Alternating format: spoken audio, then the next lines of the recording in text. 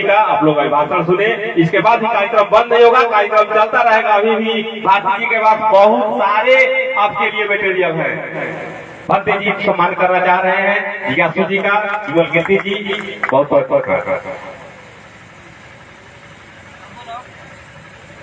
मठ साहब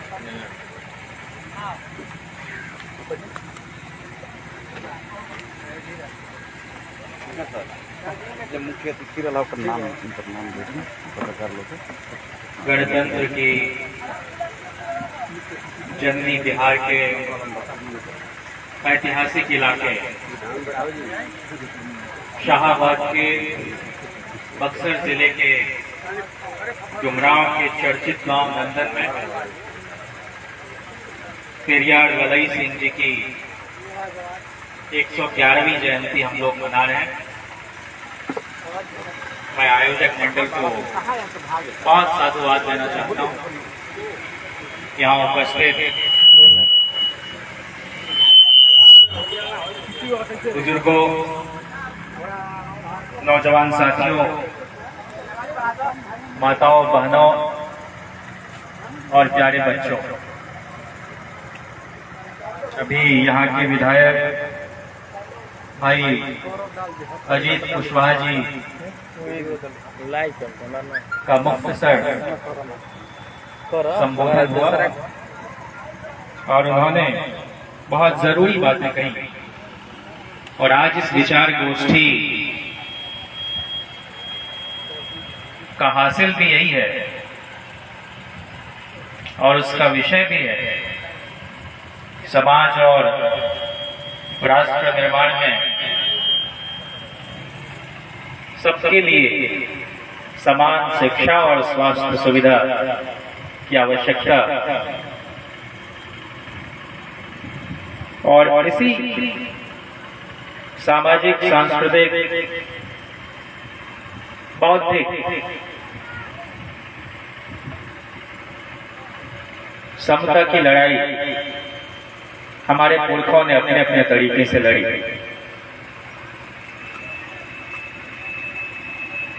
फूले से लेकर शाहू जी महाराज से लेकर बाबा साहब अम्बेडकर, नारायण गुरु और उनके बाद की पीढ़ी में अन्नादुरई से लेकर पेरियार और करुणानिधि जी, हम यह मानते हैं कि कोई भी सांस्कृतिक लड़ाई हमारी राजनीति के कमजोर होते जाने से दुर्बल पड़ती है और राजनीति तभी तक टिकाऊ हो सकती है, हमारे हितों के साथ खड़ी हो सकती है, जब तक कि उस पर सामाजिक और सांस्कृतिक दबाव बना रहे, लोग चौकस, चौकन्ना और सचेत हैं। पूरे उत्तर भारत में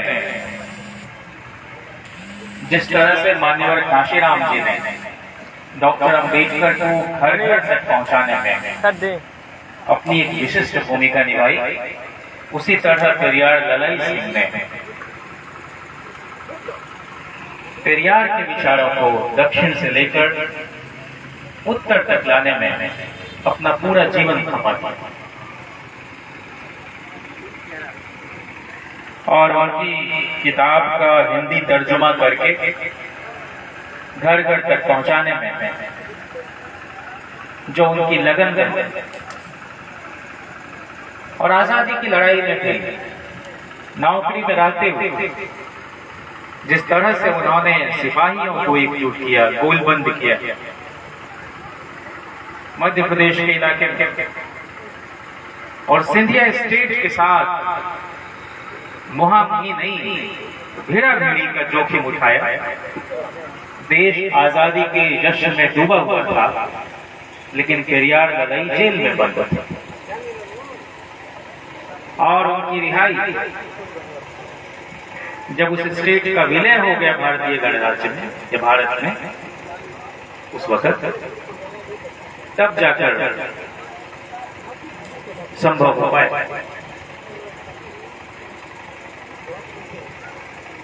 हम न भूलें कि इस तरह के आयोजन में शिरकत करके कई बार उन बच्चों के मानस में कोई न कोई ऐसा बीज आप डाल देते हैं जो उनके जीवन को, जहां उसका तसव्वुर भी नहीं होता है, वहां ले जाने में कामयाबी हासिल होती। मेरे पिताजी के नाना जी कबीरपंथी थे और वो महाभारत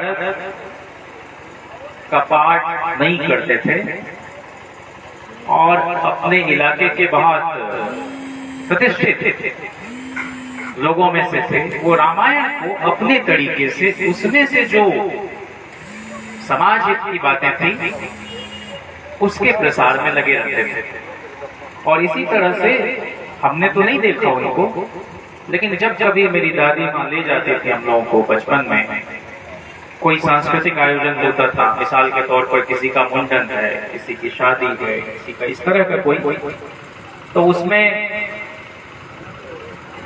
जन्माष्टमी हो या कबीर का भजन हो, कबीर मठ को तो बर्बाद किया गया पूरे इस इलाके में, आपने देखा होगा। गांव गांव में कबीर मठ था जहां से पाखंड के खिलाफ बहुत शालीनता के साथ काम हो रहा था।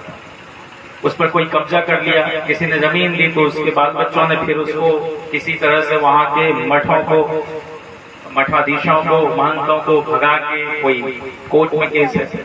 तो मैं देखता था कि वो जिस तरह से आपने यहाँ पर बाबा साहब के संदेश को, पेरियार लड़ाई के संदेश को संगीत और गीत के माध्यम से लोगों तक पहुंचाया है, ये चीजें बड़ी कौतूहल पैदा करती थी मेरे मन में। और आपको हैरत होगी कि मेरे जीवन का लक्ष्य था कि काश हम भी कभी इस मंडली में शामिल हो जाते, वो झाल बजाने के काम में हमको रख लिया जाता। वो इतना मुझे रुचिकर लगता था। तो अगर गांव में इस तरह का कार्यक्रम हो रहा है तो इसका भी एक महत्व है। वह बच्चा बोलना सीखेगा, उसके मन में भी एक उत्सुकता बनेगी। इसलिए गांव में इस तरह का कार्यक्रम किया जाना ज्यादा जरूरी है बनिस्बत इसके कि हम विश्वविद्यालयों में, कॉलेजों में इस तरह के आयोजन करें। और शाहबाद का इलाका तो इस मामले में बहुत जरखेज रहा है। यहाँ पीरों के गांधी कहते थे। और ये 32 साल तक लगातार दुनिया के किसी भी लोकतांत्रिक मुल्क में कैबिनेट मंत्री रहने का अगर किसी को सौभाग्य प्राप्त हुआ तो बाबू जगजीवन राम जी को, वो भी इसी इलाके से। हम दूसरे डिबेट में अभी नहीं जाना चाहते, हम सिर्फ ये कहना चाहते हैं कि यह तभी संभव हो पाया जब इस देश को एक संविधान मिला। अगर मनोविधान के सहारे चलता तो कोई जगजीवन राम उस पद पर नहीं पहुंच पाता जो रक्षा मंत्री हो और देश की संप्रभुता, अखंडता और एकता की रखवाली के लिए बांग्लादेश का निर्माण कराने में अपनी भूमिका निभाता था। तो हम इतिहास के पन्नों, सांस्कृतिक पन्नों, इनको उलटते हुए भी हम वहां पर कहाँ हैं? हम क्या हाशिए पर खड़े? हमें कितनी जगह दी गई? वो कहते थे चिन्वा चिन्ह, और भी लोग अपने अपने तरीके से, कि जब तक शिकार अपना इतिहास खुद से नहीं लिखेगा तब तक शिकारियों की शौर्य गाथाएं ही लिखी जाती रहेंगी। इसलिए पेरियार लड़ाई ने अपना एक सस्ता प्रेस कायम किया अपनी बातों को पहुंचाने के लिए। उन्होंने पुस्तकालय की स्थापना की और कोई मोटे मोटे ग्रंथ नहीं, छोटे छोटे बुकलेट, छोटी छोटी पुस्तिकाएं लोगों के बीच ले जाते, नाटक लिखते, चाहे अंगुलीमाल, एकलव्य हो, इस तरह के और जो असल काम उनका रहा और जिसको हमको गांव देहात तक ले जाने की जरूरत है, वो किस तरह से शोषितों पर राजनीतिक डकैती ला दी जाती, किस तरह से शोषितों पर धार्मिक डकैती ला दी जाती, शोषितों की गुलामी कैसे खत्म हो, इस तरह की चिंताओं के केंद्र में उनका पूरा का पूरा साहित्य हुआ था। और हम जिस शिक्षा और स्वास्थ्य सुविधा की एक समान पहुंच हर घर में हो, इसकी चिंता में आज जुटे हुए हैं। तो डॉक्टर लोहिया जो चाहते थे कि अम्बेडकर के साथ एक उनका संवाद स्थापित हो जाए, बदकिस्मती से डॉक्टर साहब नहीं रहे। जीवन भर लड़ाई लड़ी, जीवन भर पढ़ने लिखने का काम किया, और तब जाकर हम लोगों के लिए कुछ संभावनाएं, उसके द्वार वो खोल पाए। डॉक्टर लोहिया हमेशा विशेष अवसर के सिद्धांत की पैरोकारी किया करते थे, और वो शोषितों से हमेशा सावधान करते हुए शोषितों को शोषित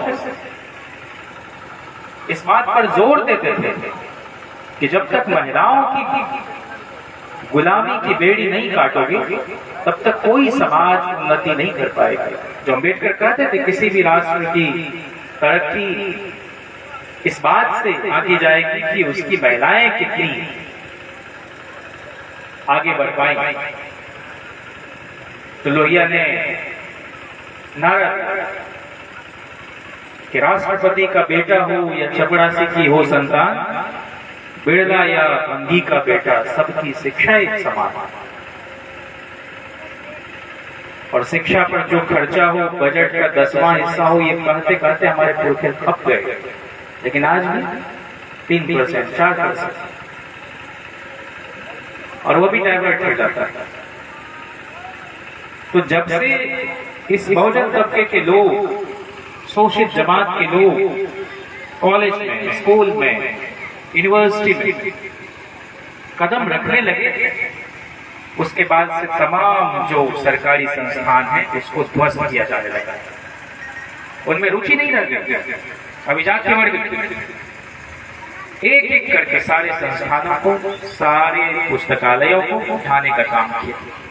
क्यों ऐसा होता है कि दुनिया के, देश के प्रतिष्ठित विश्वविद्यालयों में आप देखते हैं बाहर से घुसकर लोग हमले करते हैं? क्योंकि आपके बच्चे वहां पढ़ने लगे हैं और उन्होंने अपने बच्चों को विदेश भेजना शुरू कर दिया, या फिर प्राइवेट संस्थानों जो आप अफोर्ड नहीं कर सकते। तो इसलिए इस संविधान को बचाने की मानी है कि आप संस्थानों को बचाएं, उसकी हिमायत में खड़े हों।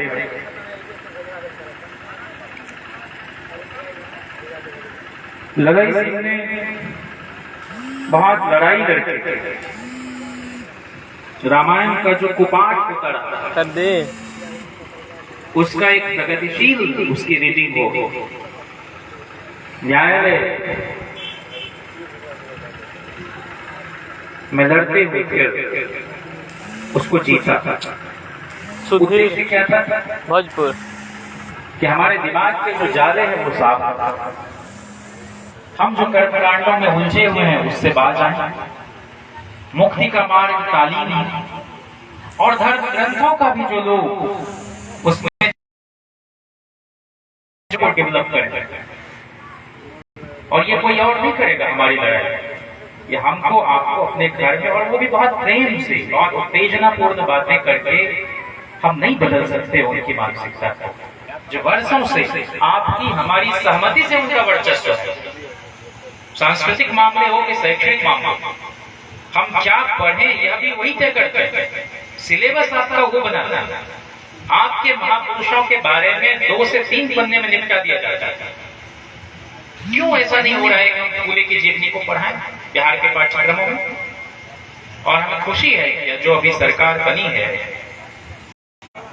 शोषकों का फायदा होता है और संघर्ष से शोषितों का। इसके अलावा कोई चारा नहीं। जो आदमी आपको एक दारोगा नहीं बनने देता, एक सिपाही नहीं बनने देता, एक शिक्षक नहीं बनने देता, आपको मुख्यमंत्री प्रधानमंत्री बनने देते, किस चक्कर में पड़े हुए? हाँ, लेकिन उनमें जो लोग डिकास्ट होके जो कहते हैं कि हम इस सब को छोड़ रहे हैं, हम मानते हैं कि जो गांधी कहते थे कि अगर जो SC ST लोग हैं, जो दलित हैं, जो शूद्र अतिशूद्र हैं, उसमें भी इन्होंने बनाया है छूत शूद्र सछूत शूद्र, और पिछड़े हायरार्की में समझते हैं कि हमको दलितों से आगे तो ऐसा घनचक्कर बना के रखा है कि आप हजारों वर्षों तक इसकी गुत्थियों को नहीं सुलझा पाएंगे। और लगातार संवाद के अलावे कोई और विकल्प नहीं। तो गांधी कहते थे कि ये हमारा सर भी फोड़ दें तो कम होगा। वो अगर हमसे गुस्से हैं तो जायज क्रोध है उनका, सात्विक क्रोध है उनका, लेकिन सलाम करते हैं हम उन पुरखों को जिन्होंने जंगे आजादी में भी अपनी भूमिका निभाई और साथ साथ सामाजिक आजादी का भी प्रण लिया। कौन कहता है कि फ्रांसीसी क्रांति, रूसी क्रांति, औद्योगिक क्रांति की बहुत बड़ी क्रांति थी? इसी बिहार में असर्शन की पॉलिटिक्स कर छोटे छोटे स्तर पर जो लोगों को जगाने का काम, चेतना संपन्न बनाने का काम लालू प्रसाद ने किया, वो किसी क्रांति से कम नहीं थी। वो गाय चढ़ाने वालों, वो भेड़ चढ़ाने वालों, वो बकरी चढ़ाने वालों, वो सुअर चढ़ाने वालों, वो लकड़ी चुनने वालों, वो कपड़ा धोने वालों, वो घोंगा बेचने वालों, वो मूस के बिल से दाना निकालने वालों, वो ताड़ी चुवाने वालों, पढ़ना लिखना सीखो, पढ़ना लिखना सीखो। ये कोई कम बड़ा आह्वान? ये अम्बेडकर साहब के उसी आह्वान का एक विस्तार था जो कहते थे शिक्षित बनो, संघर्ष करो, संगठित, मुट्ठी भर संगठित ताकत है, जो मंडल कमीशन का विरोध कर रही थी। उन्होंने 2-3 वर्षों तक उसको अदालत में लटका के रखा और तब 9 जजेस की बेंच ने फैसला दिया, लेकिन उसमें क्रीमी लेयर का बखेड़ा लगा के, और ये EWS के नाम पर इकोनॉमिक वीकर सेक्शन, जिनमें वही तथाकथित ऊंची जाति के लोग आते हैं और उनका कट ऑफ कम होता है ओबीसी के लोगों से। वो 3200 दांत के साथ पैदा हुआ, उस पर अब जाके वो लिस्ट हुआ है, अब उस पर सुनवाई में भी तारीख आगे बढ़ा, उस पर कोई स्टे नहीं। तो ये आप समझिए कि कोई भी राजनीतिक परिवर्तन, चाहे उत्तर प्रदेश में हुआ हो, बिहार में हुआ हो, उत्तर भारत के बाकी सूबों में हुआ हो, ये नहीं टिक सकता। 25-30 वर्षों के आगे इसकी यात्रा अवरुद्ध होनी ही होनी है, क्योंकि कोई सिस्टम हमने नहीं बनाया। सिस्टम में हमारे लोग नहीं। चरवाहा विद्यालय क्या शानदार मॉडल, गैया बकरी चढ़ती जाए, मुनिया बेटी पढ़ती जाए, उसको पलीता लगा दिया गया, क्योंकि जिनको उसको इम्प्लीमेंट करना था उस पॉलिसी को, वो हमारे लोग ही नहीं। कहा कि जायदाइजेशन ऑफ पॉलिटिक्स हो गया। और बार बार लालू जी कहते रहे कि एक गोरे लाल यादव को छोड़ के पूरे बिहार में कोई दूसरा सांवर लाल यादव भी नहीं मिलेगा, लेकिन हम पर ये इल्जाम ना, क्योंकि 4th स्टेट जिसको कहते हैं, जो रियल स्टेट में बदलता जा रहा है, संवाद पालिका, खबर पालिका में आपके लोग नहीं, नदारत। एक भी दलित, एक भी आदिवासी, जो अनिल चमड़िया, योगेंद्र यादव और जितेंद्र कुमार का न्यूज रूम डाइवर्सिटी सर्वे था, उस वक्त एक भी संपादक नहीं थे। और एक भंगी समाज के माता प्रसाद जी को छोड़ दें तो आज तक कोई होम सेक्रेटरी तक नहीं हुआ, कैबिनेट सेक्रेटरी, तो आप भूल जाइए। तो ये बहुत ही जरूरी बहस है, और ये अनवरत, निरंतर, लगातार चलने वाली बहस है, इसको चलाते रहना है। वो 1000 साल से झूठ बोल रहे हैं लेकिन थक नहीं रहे। हम लोग 2-4-10 में सच बोलते बोलते हाँफने लगते हैं। एक ही बात को कितनी बार कहें, बार बार दोहराने की उसको जरूरत है। लालू जी कहते थे, गांधी ने कहा करो या मरो, और वह लड़ाई की समाजवादियों की लड़ी है। सारे नेता तो जेल में बंद थे, वही अच्युत पटवर्धन, वही डॉक्टर लोहिया, वही जयप्रकाश नारायण, वही यूसुफ मेहर अली, वही अरुणा आसफ अली, ये सारे लोग। लेकिन आजादी मिली, समाजवादी सिस्टम से बाहर धकेल दिए गए, और जब जब सरकारें बनी वो चली नहीं। हमारे पुरखे भी तो बहुत कम उम्र में गुजर जाते थे, क्योंकि इतनी मानसिक यंत्रणा, इतनी शारीरिक परेशानी, इतनी गुर्बत, इतनी जिल्लत को भोगते हुए कर्पूरी जी बहुत दिन नहीं बच पाए। बाबू जगदेव को मार दिया गया, अम्बेडकर साहब जल्दी चले गए, लोहिया ने 60 बरस की भी जिंदगी नहीं देखी। जब देश उनको सुनने लगा तो हमारे बीच में कांग्रेस ने 6 प्रधानमंत्री दिए इस देश को, नेहरू, शास्त्री, इंदिरा, राजीव, नरसिम्हा और मनमोहन। और समाजवादियों ने भी छेड़ लिया।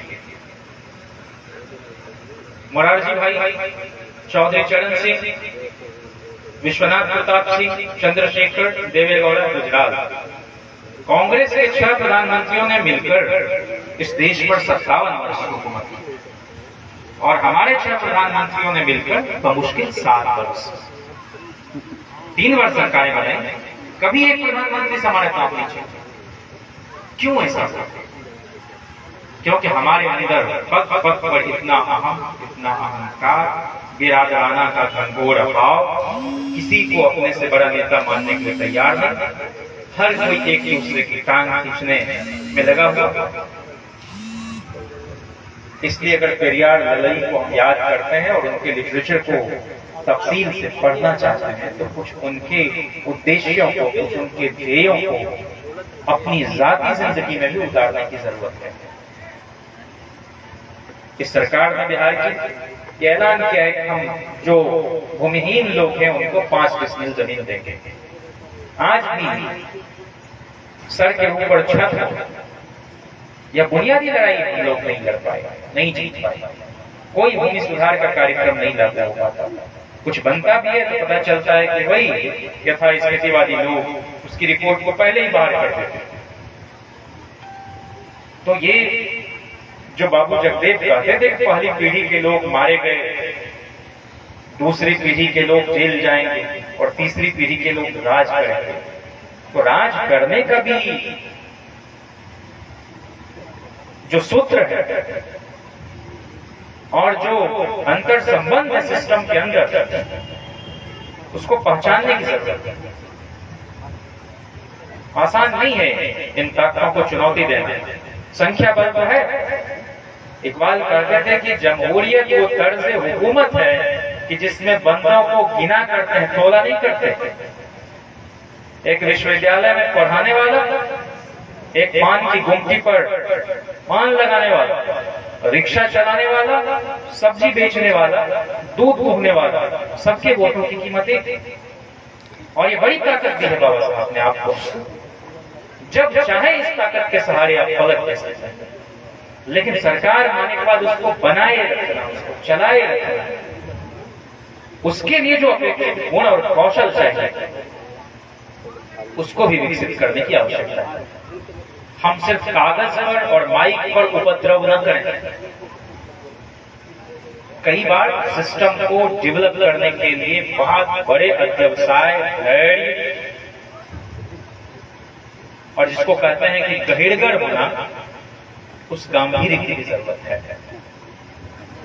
एक पीढ़ी ने तो लड़ाई लड़ दी, बहुत सारी लड़ाइयां लड़ने गई, जीती गई। अमेरिका इतना पुराना लोकतंत्र, महिलाओं को वोटिंग राइट देने में उनको कितने बरस लग गए। हमारे यहां तो संविधान बना और लागू पहले चुनाव से। ये कोई साधारण घटना नहीं।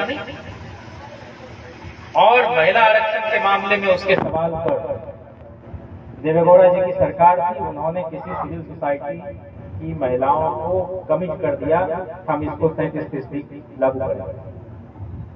बाद में उनको लालू प्रसाद जी ने, शरद यादव जी ने, मुलायम सिंह जी ने, काशीराम जी, इन लोगों ने समझाया कि भाई जैसे चमड़ा कहता है समाज में, वैसे ही चमिनिया भी कहता है, जैसे गुअरवा कहता है वैसे गुअनिया भी कहता है, जैसे कुम्हड़ा कहता है वैसे ही कुम्हेनिया भी कहता है, कोयनिया भी कहता है, लोहरनिया भी कहता है, दुधनिया भी कहता है, चमेनिया भी कहता है। इसलिए जाति कोई होमोजेनस कैटेगरी नहीं है कि सिर्फ पुरुषों को ही जाति के आधार पर तंग किया जाता है। महिलाओं को तो दोहरे जिल्लत का शिकार होना पड़ता है। और आप अगर सीधे सीधे इसको लागू करेंगे 37%, तो फिर तो वही वर्चस्वशाली जाति जो है उनकी महिलाएं आ जाएंगी, पुरुषों की जगह पर महिलाएं आ जाएंगी। इसलिए यहाँ भी पिछड़ों को, पसमानदा तबके की महिलाओं को उसमें अलग से कोटे के अंदर कोटे को सुनिश्चित करें, तब लागू करें। और तब 35 क्यों 66 लागू करते हैं, हमें कोई एतराज नहीं। वहां फूलन देवी के लिए भी जगह हो, वहां भगवती देवी के लिए भी जगह हो। और यही ख्वाब हमारे पुरखों ने देखा था, चाहे वो डॉक्टर लोहिया उपेंद्र वर्मा, रानी बना मेहतरानी का डिबेट किया, ग्वालियर की रानी जहां पेरियार लड़ाई लड़ रहे फौज के अंदर, सिपाहियों के बीच में, वहां सुखो रानी नाम की मेहतरानी को ग्वालियर की राजमाता कही जाती थी, विजयराजे सिंधिया के खिलाफ लड़ा करते। वो चुनाव भले हार गए, लेकिन पूरे देश में एक विमर्श करा जा सकता, ये चुनौती दी जा सकती। हमारी महिलाएं भी कम नहीं, कमतर नहीं। तो इसलिए ये जो सांस्कृतिक लड़ाई है और पुरुषवादी वर्चस्व के खिलाफ महिलाओं का अपना मकाम क्या होता है, वो भी हमें अपने घर से उसकी शुरुआत करनी है। हम अपनी महिलाओं को सशक्त कर सकें, उनको पढ़ा सकें, दहेज प्रथा के खिलाफ बिल्कुल फूंक सकें, अपने बेटों की शादी बहुत सादगी भरे समारोह में करें। शादी तो उल्लास की चीज है, और उसमें अगर बेटी के बाप के माथे पर शिकन आए तो फिर तो ये बहुत तारीफ करने वाली व्यवस्था नहीं, उसको चलाए रखने लायक व्यवस्था नहीं। तो ये सारी चुनौतियां जो हैं समाज के अंदर, उन सबको हम एड्रेस कर सकें, वही इस कार्यक्रम का प्राप्त होगा।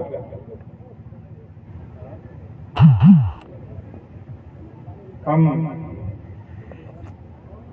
इतना कहना चाहते हैं कि जो जो धर्म ग्रंथ जिन जिन मजहब के हैं, कुरान शरीफ का पहला वाक्य है इकरा, मतलब पढ़ो।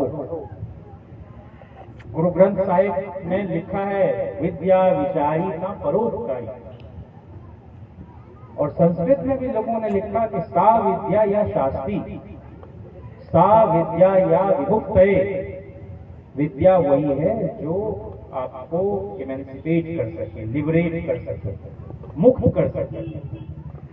और करुणा, कंपैशन, दया, क्षमा, शील, इसी का नाम तो बुद्ध। दुश्मन से दुश्मन, हिंसक से हिंसक व्यक्ति के लिए भी बेशर्त हमारे मन में मोहब्बत का भाव हो, यही बुद्धिज्म है। बहुत संक्षेप है, और ये हमको अपने अंदर, अपने आचरण में, अपने वाणी के स्तर पर कहते हैं कि वाचिक हिंसा भी हिंसा है। हम किसी को ठेस पहुंचा दें वह भी ठीक नहीं। तो हमको सगुण रूप में समाजवाद की स्थापना करनी है। बहुत अच्छी अच्छी बातें कहने वाले लोग, लेकिन आचरण ठीक उसके विपरीत। ऐसे लोगों से सावधान रहने की जरूरत है। मैं एक वाकये का जिक्र आपको करता हूँ। मिथिला का इलाका है, वहाँ के एक व्यक्ति, और ये किस्सा हमें सुनाया रेल मंत्रालय में ओएसडी थे लालू जी के समय उन्होंने, कि वो रूस पढ़ने गए, वहां से रूसी लड़की से उनको मोहब्बत हुई। वो भी मिथिला के इलाके में आ गई और बतौर डॉक्टर वो प्रैक्टिस करने लगे। उनसे पूछा कि आपका अनुभव इस इलाके को लेकर क्या है, तो उनका कहना था कि एक तो जो भी लोग आता है चेकअप कराने, बोलता है कि हमारा पेट गुड़गुड़ कर रहा है। तो मैं आज तक नहीं समझ पाई कि गुड़गुड़ क्या होता है। दूसरा, इस इलाके के कुछ खास लोग हैं जो दो ही बार मुंह खोलते हैं, एक बार पान खाने के लिए, दूसरी बार झूठ बोलने के लिए। अब ये एक विदेशी रूसी महिला का मूल्यांकन है मिथिला में एक वर्चस्वशाली जाति के लोगों के बारे में। मैं नाम नहीं जानता। तो मीठा बोलने वाले वो कहते हैं संस्कृत में कि परोक्षे कार्यहंकारम प्रत्यक्षे प्रियवादिनम वर्जये तादृशम विषकुंभम पयोमुखम। क्या आपके सामने मीठी मीठी बातें करने वाला और पीठ पीछे कार्य में विघ्न डालने वाला वैसे घड़े के समान होता है जिसके मुख पर बहाने पर सुराही आपने देखा है, वहां तो अमृत भरा हुआ लेकिन पूरा का पूरा पात्र जहर से भरा हुआ। तो जो शुरू में ही कहा कि दोस्त और दुश्मन की पहचान होनी चाहिए। हम अपनी ओर से कोई नफरत, कोई घृणा का भाव नहीं रखेंगे, लेकिन हमारी लड़ाई में जहां बट्टा लगाए कोई, उनसे बहुत सावधान रहने की जरूरत है। कोई एक दो दिन की बात नहीं, लोगों को पहचानने में पीढ़ियां खत्म हो जाती हैं। आप ही के इलाके के पवट पंचायत है बरहरा भोजपुर, वहां के एक भोजपुरी के कवि हुए और मुखिया भी थे रामजी सिंह।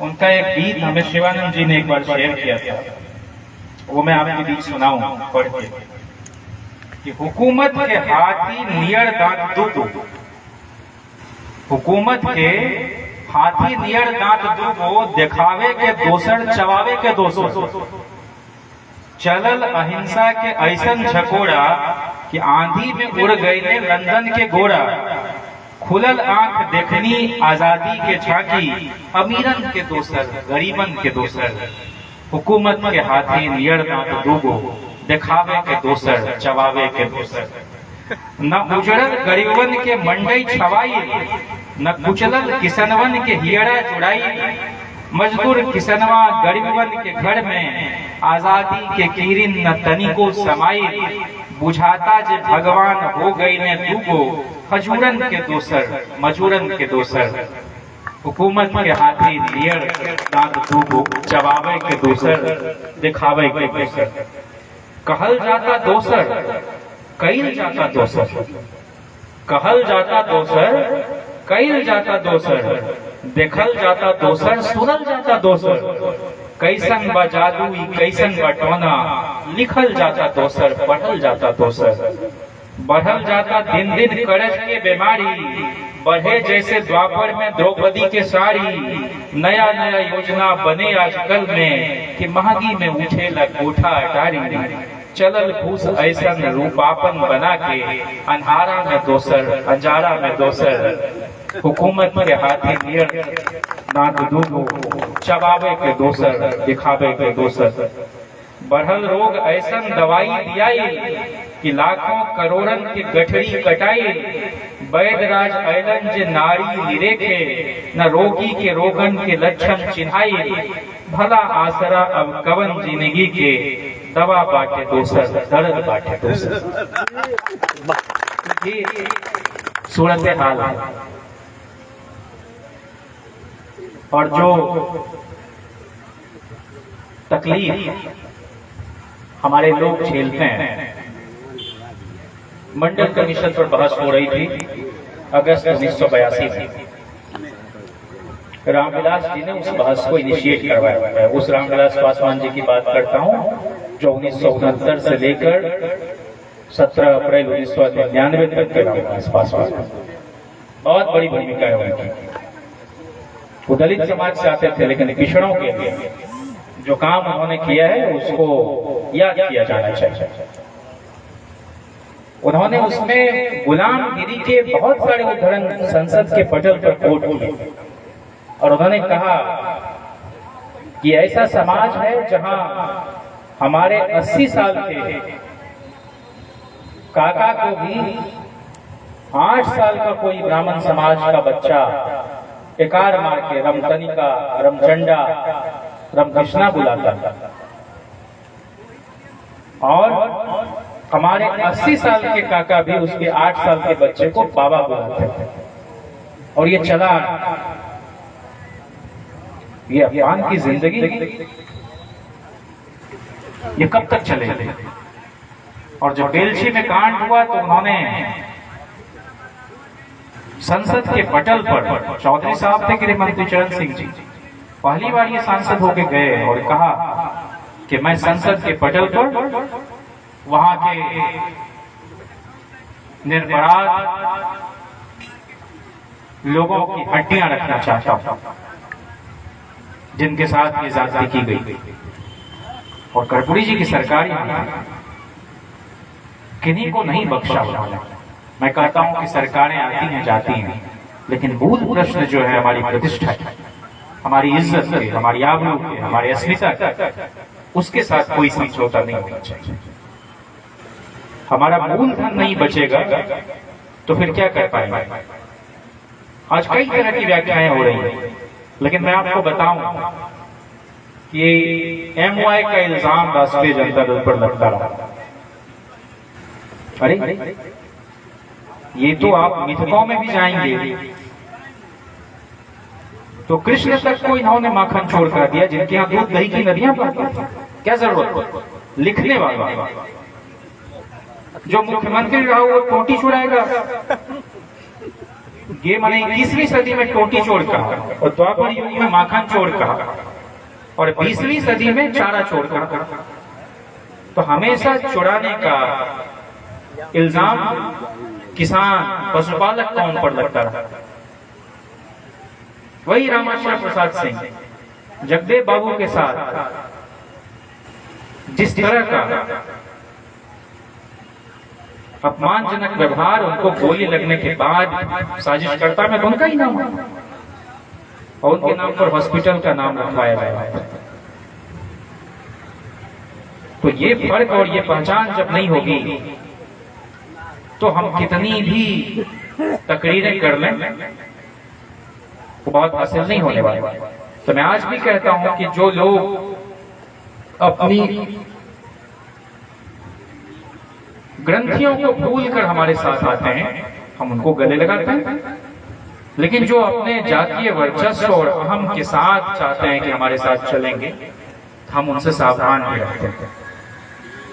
और इसलिए A to Z को कंफ्यूज करने की जरूरत नहीं है।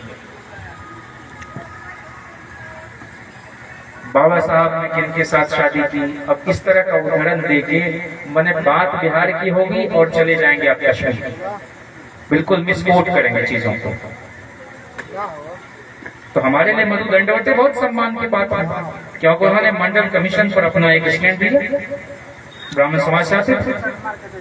तो हम पर जो ये इल्जाम लग रहा है कि हम लोग जातिवाद फैलाते हैं, ये भाई जाति हमने बनाई नहीं और इसको बनाए रखने में हमारा कोई लाभ नहीं। ये तो रोग आपका पाला हुआ है, उस रोग के डायग्नोसिस कर रहे हैं नंदनगांव में आके और अलग अलग जगह लोग जाके लोग, और उससे कैसे निजात पा सकें इसकी कोशिश में मानस मंथन लोग करते हैं। नहीं तो क्या जरूरत थी, यह काम तो कुर्सी लगा के टेंट लगा के हमारे ब्राह्मण भाइयों को करने की नौबत नहीं आती, क्योंकि वर्षों से उनको लिटरेचर पर उन्हीं का एक्सेस था। अरे हमारे हाथ में तो आज ये 150 बरस की बात है कलम कागज आया, हमें पढ़ने कब दिया गया। इसलिए धार्मिक उन्माद के नाम पर, दंगा फसाद फैलाने के नाम पर, अरे बाबरी कार सेवक जाके कोई मुलायम सिंह यादव जी ने कहा परिंदा तक पर नहीं मार सकता, और कोई यादव भी जाके वहां पर चढ़ा हुआ था पहला हथौड़ा मारने के लिए। उन्होंने ये नहीं देखा कि हमारे जाति का आदमी है, गोलियां चलवाई, क्योंकि उनको उस फेथ को रिस्टोर करना था। एक मुख्यमंत्री का एक लोक कल्याणकारी राज्य में जो भूमिका हो सकती है उसका निर्वहन करना था। इसलिए हम लोग 24 कैरेट का नेतृत्व जब चाहते हैं और अपने ही लोग हर तरह से घेरते हैं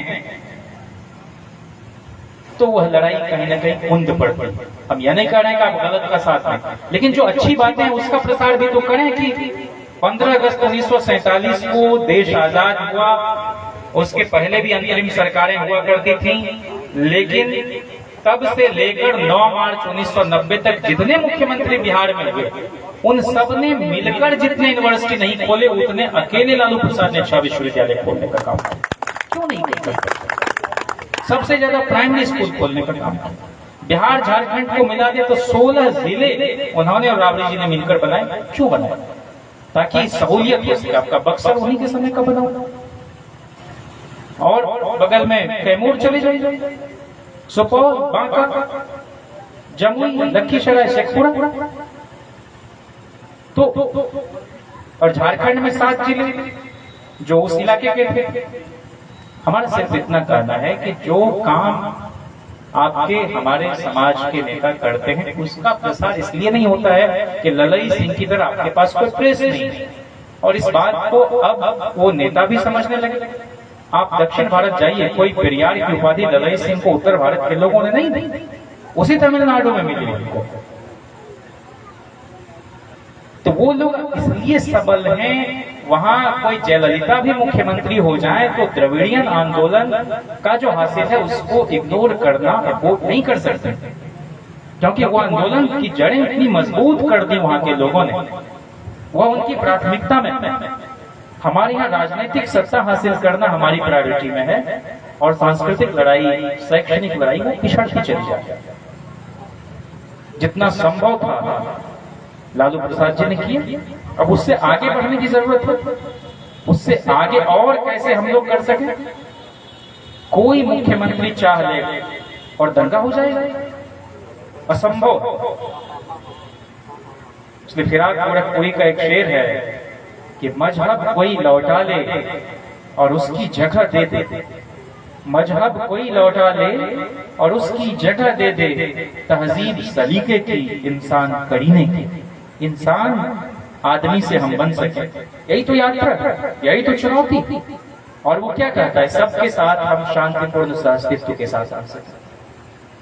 और जो जालिम लोग हैं उनका मुकाबला भी हम उतनी ही मुस्तैदी और उतनी बहादुरी के साथ कर सकते। आसानी से कोई लड़ाई नहीं जीती गई, आसानी से कुछ नहीं मिला।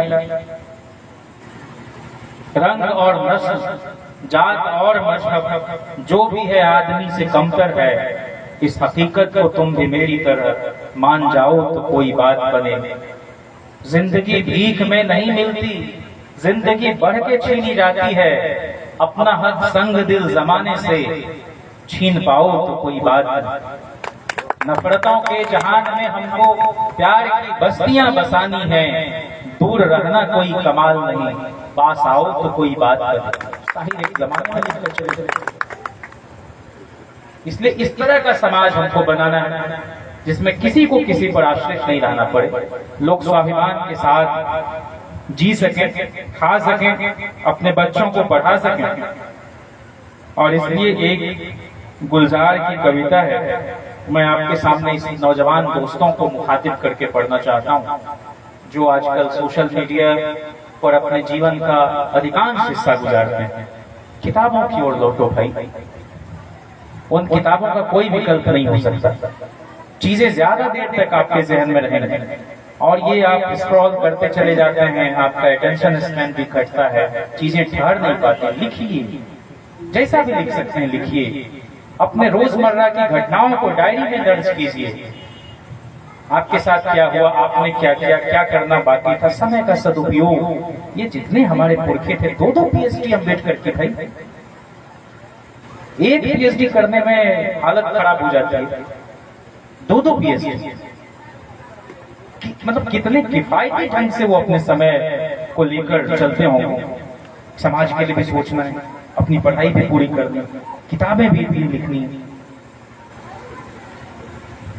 तो वो मैं पढ़ूं कि किताबें झांकती हैं बंद अलमारी के शीशों से, बड़ी हसरत से तकती हैं, महीनों अब मुलाकातें नहीं होती।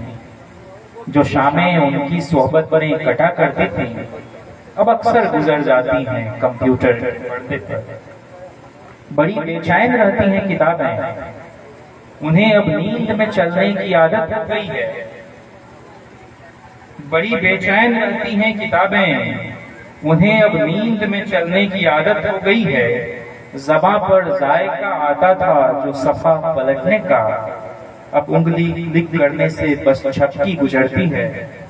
किताबों से जो जाती राब्ता था कट गया है, वो सारा इल्म तो मिलता रहेगा आइंदा भी, मगर वो जो किताबों में मिला करते थे सूखे फूल और महके हुए रुखे, किताबें मांगने, गिरने, उठाने के बहाने रिश्ते बनते थे, उनका क्या होगा वो शायद अब नहीं। तो हम आखिर में यही निवेदन करें कि हम लोग अम्बेडकर को भी पढ़ें, विपुल साहित्य है, हम पेरियार लड़ाई को भी पढ़ें, हम डॉक्टर लोहिया को भी पढ़ें, और जितने बड़े बड़े चिंतक हैं, समाज सुधारक हैं। और मैं तो आपको ये कहूँगा कि संविधान को पढ़ने के साथ साथ मनुस्मृति को भी पढ़ें। उसको पढ़ा तब बाबा साहब ने उसको जलाया, जब तक पढ़ेंगे चलेगा कि हमारे खिलाफ क्या क्या जहर बोया गया है, उगला गया और कहाँ कहाँ हमको अलर्ट रहना।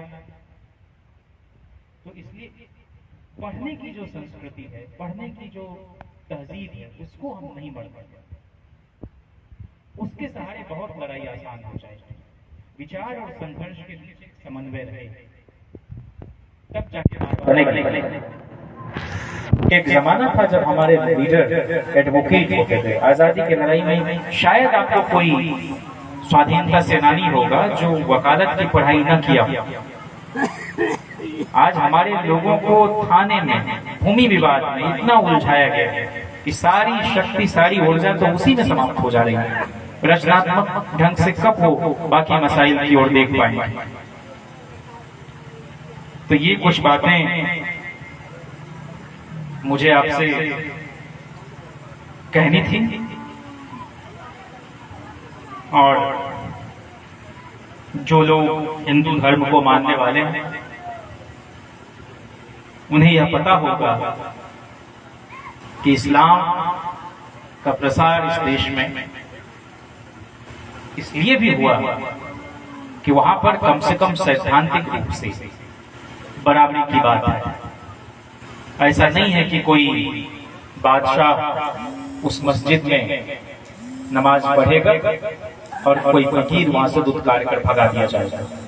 एक ही सफ में खड़े हो गए महमूद व अयाज, न कोई बंदा रहा न कोई बंदा नवाज। ये उसकी मूल भावना है। और इससे प्रभावित होकर दलित समाज के लोग, पिछड़े लोग, जो बहुत प्रताड़ित थे, उपेक्षित थे, लांछित थे, शोषित थे, तिरस्कृत थे, उन्होंने इस्लाम को कबूल किया।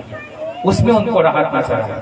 बाबा साहब आए तो उन्होंने बौद्ध धर्म का रास्ता दिखाया और लाखों लोग उनके अनुयायी, उनके अनुगामी बन गए। हमारे एक वरिष्ठ साथी हैं नवीन जी, वो आर्टिकल 24 करके चलाता है न, आर्टिकल 19 माफ करेंगे। उनकी एक रचना है और इसके साथ मैं समाप्त करूंगा और मैं चाहूंगा कि आप इसको सुने। मुझे लगता है कि अब मुझे हिंदू हो ही जाना चाहिए। मुझे लगता है कि अब मुझे हिंदू हो ही जाना चाहिए। इसके पहले की राजनीति का बाजार मेरी नमाज, प्रार्थना या संगत की कीमत कम करता है। मुझे जल्दी से हिंदू हो जाना चाहिए। वित्त मंत्री ने कहा है सेंसेक्स अभी और ऊंचा जाएगा और समाज कल्याण मंत्री का आकलन है कि हिंदू होने की दर इससे ऊपर नहीं चाहिए। मैं हिंदू होने की पूरी कीमत अडानी और अंबानी के शेयरों में लगाकर जिंदगी भर के लिए निश्चिंत हो जाना चाहता हूँ। अर्थशास्त्र के सिद्धांत बताते हैं कि जो बाजार सरकार को खरीद ले उसमें घाटा नहीं होता। मैंने वकीलों से, सीए से, समाजशास्त्रियों से और पंडितों, मौलवियों, पादरियों सबसे बात कर ली है। सबका मशवरा है कि ये हिंदू हो जाने का सबसे मुफीद वक्त है। मुझे कुछ सेक्युलर दोस्त मुझे पागल कह रहे हैं। कुछ बिका हुआ, कुछ चढ़ा हुआ और कुछ मौका परस्त। अब आप ही बताइए, इस गाढ़े वक्त में जब 3 दिन से बिटिया स्कूल न गई हो, कटा हुआ अनाज खेतों में सड़ने को तैयार हो, बीवी के जेवर मुकुट फाइनेंस में गिरवी पड़े, तो कितनी मुश्किलों का उपाय है सिर्फ हिंदू हो जाना। बीवी के जेवर मुथूट फाइनेंस में गिरवी पड़े हो, फोर्टिस, मैक्स, मेदांता के डॉक्टर बाबूजी का बलगम निकालने का 2.5 लाख रुपये मांग रहे हैं, एम्स राम मनोहर लोहिया में बिना पैरवी के पैर रखना मुश्किल हो, तो आप ही बताइए कितनी खुशियों का उपाय है सिर्फ हिंदू हो जाना। लेकिन मुझे बजरंगियों पर भरोसा नहीं है। तोगड़ियाओं, सिंघलों, योगियों और साक्षियों जैसे बेईमानों के कहने भर से मैं हिंदू होने को तैयार नहीं हूँ। मुझे हिंदू होने की पेशगी चाहिए। पूरा हिसाब लिखत पढ़त में हो, वैसे नहीं जैसे 92 में किया था। लिख कर दो कि देश भर से जुटाई गई हिंदुत्व की ईंटें नोच बेच कौन खा गया। लिख कर दो उन पुजारियों, महंतों और मठाधीशों के नाम जो तुम्हारे धर्म की छाती में त्रिशूल भोंक कर पहुंचते रहे संसद और विधानसभा। लिख कर दो कि तुम्हारे बिरहमन मेरी बेटियों से शादी से इनकार नहीं करेंगे। लिख कर दो कि जन्म से जलने तक सच में जीने लायक रहेगा हमारा जीवन। लेकिन मुझे अच्छी तरह मालूम है कि इस देश में खून साफ करने वालों की, फटे जूते सिलने वालों की, जूठे बर्तन धोने वालों की, मालिशियों की, बेगारों की, दरबानों की, ड्राइवरों की भारी कमी हो गई है और इनके कम होते जाने से हिंदू धर्म छोटा होता है। मुझे भारत के राजपत्र में यह लिखकर चाहिए, मैं या मेरी पीढ़ियां इनमें से कोई काम नहीं करेंगी। कुछ दिन हम भी पुरोहिताई देखें गवर्नर लॉर्ड साहब, कुछ दिन हम भी चला कर देखें इसको। हम आजमाना चाहते हैं कि बिना कत्लेआमों के देश चल सकता है या नहीं। हम आजमाना चाहते हैं कि बिना लंपट साधुओं के, बिना रुठाईगिरों रहकटों के, बिना मक्कारों मवालियों या दंगाइयों के हिंदू रह सकता है या नहीं। हम आजमाना चाहते हैं कि शास्त्रों के नाम पर शस्त्र उठाने की संहिता सियासत से तो तय नहीं होती। मैं रमई चमार उर्फ रज्जन अंसारी उर्फ रोड्रिक डिसूजा इन सारे वायदों के एवज में लिख कर दूंगा कि मेरे हिंदू हो जाने के बाद किसी को हिंदू बनाने की नौबत नहीं आएगी। मैं लिख कर दूंगा कि मेरे हिंदू हो जाने के बाद कोई इस देश को हरामजादा नहीं कह पाएगा और न ही गांधी के हत्यारों को राष्ट्रवादी। मैं लिख कर दूंगा कि नहीं सजने दूंगा टोपियां उछालने वालों के माथे पर पगड़ी, खाल उतार दी जाएगी जोधा अकबर की जात पर गला फाड़ने वालों की। और जब से मैंने ये ऐलान किया है, मुझे हिंदू बनाने वाले भागते फिरे राज पंडितों राजपुरोहितों को काट मार गया है, इसलिए मुझे नक्सली साबित करने की कोशिश हो रही है। खुफिया एजेंसियों ने मेरे फोन रिकॉर्ड पर लगा दिए हैं। रोज के शब्द कूट वाक्यों में बदले जा रहे हैं और इस तरह नक्सली साबित होने से बच गया तो आतंकवादी तो पक्का साबित कर दिया जाऊंगा। मेरी लाश पर राष्ट्रवाद का झंडा फहराया जाएगा, मेरी लाश पर राष्ट्रवाद का झंडा लहराया जाएगा। मैं सिर्फ इतना कहना चाहता हूं मेरे दोस्त कि ये तय हो चुका है कि मुझे हर हाल में मारा जाएगा। इसलिए नहीं कि मैं हिंदू नहीं हुआ, इसलिए नहीं कि मुझे नक्सली या आतंकवादी सिद्ध करने की तैयारी हो चुकी है, इसलिए कि मैं मुंह साफ करने को तैयार नहीं हूँ, इसलिए कि मैं झूठे बर्तन धोने, कपड़े प्रेस करने, घर घर जाकर हजामत करने या मालिश करने को तैयार नहीं हूँ। मेरा ऐलान है कि मैं इनमें से कोई काम हरगिज नहीं करूंगा। मैं तुम्हारे बराबर की कुर्सी पर बैठकर तुमसे बराबरी की बात करूंगा। भूल जाओ कि मैं डरने वाला हूँ, भूल जाओ कि मैं डरने वाला हूँ। मैं कहता हूँ जीने की तलबगार हर जमात से कि ये डरने का वक्त नहीं है। मैं कहता हूँ जीने की तलबगार हर जमात से कि ये डरने का वक्त नहीं है, पहचानने का है। काटने वाली तलवारों को नहीं, उन म्यानों को जिनमें वे तलवारें छप जाती हैं और जिन्हें कमर में खोस कर घूम रहा है देश लोकतंत्र का। बहुत शुक्रिया आप सबका, बहुत धन्यवाद कि इतने धैर्य से प्रबोधित होकर तन्मयता पूर्वक मुझे आपने सुना। और आशा करता हूं कि इस तरह के आयोजन गांव जवार में आगे भी होते रहेंगे और इस इलाके को लेकर मेरे मन में बहुत सम्मान है। जिस तरह से आपने संस्कृति की लौ को जलाए रखा है और राजनीति में भी आपने एक मकाम हासिल करते हुए लोगों को बड़े पाए के सियासतदानों को देखा है। हम उम्मीद करते हैं कि आगे भी रघुपति गोप, इकबाल उर्सी, राम अवधेश सिंह, जगदीश मास्टर, रामानंद तिवारी जैसे लोग आपके हमारे समाज से निकलकर बाहर आएंगे और देश दुनिया के सियासी मानचित्र पर अपनी एक विशिष्ट उपस्थिति दर्ज कराएंगे।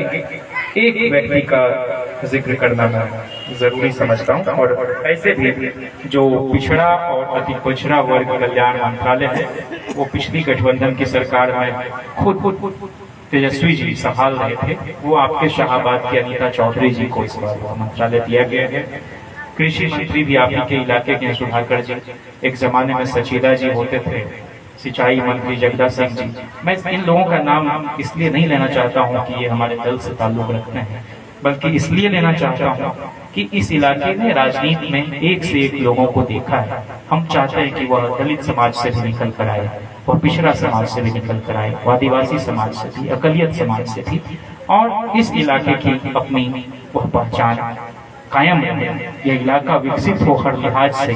नंदकिशोर राम जी 77 में एमएलए होते थे, फिर 98 में उनको विधान परिषद भेजा गया।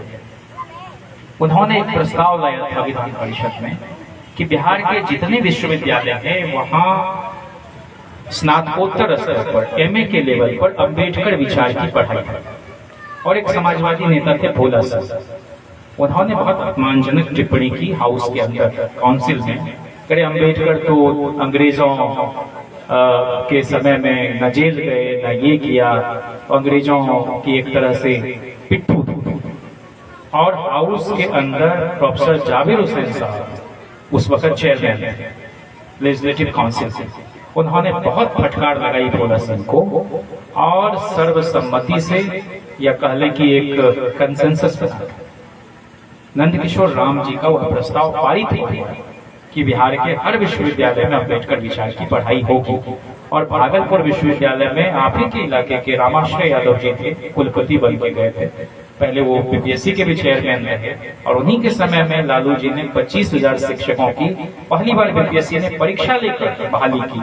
और उन्हीं के सहारे आज जो लोग रिटायर नहीं किए हैं बहुत हद तक स्कूली व्यवस्था चल रही है।